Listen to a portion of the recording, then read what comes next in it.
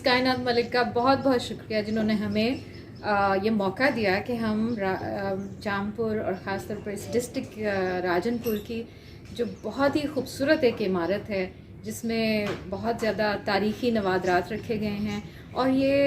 मेरा ख़्याल है कि यहाँ के अहले इलाका के लिए भी और जो लोग यहाँ विज़िट करते हैं उनके लिए ये भी इस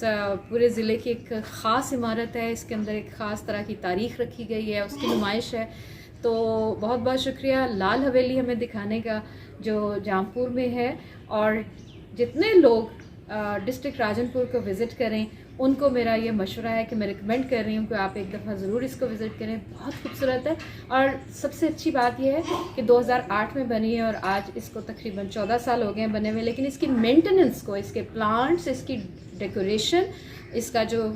फर्नीचर है और जो पॉटरी है यहाँ डिस्प्ले हुई है, वो सब चीज़ें बहुत काबिल-ए-दीद हैं और मैं अप्रीशिएट करती हूँ यहाँ की ज़िलाई इंतज़ामिया को और ख़ुसूसी तौर पर यहाँ की इंतज़ामिया को जिन्होंने एक मिनी लोक विरसा हमारे लिए ऑफ़र किया है। मुख्तलिफ़ तरह की आर्टिस्टों की, कारीगरों और हुनरमंदों की जो एक पूरी उनकी आर्ट की अक्कासी हो रही है, मैं समझती हूँ कि पूरे पाकिस्तान के लिए एक बेहतरीन तोहफ़ा है जो जामपुर में मौजूद है।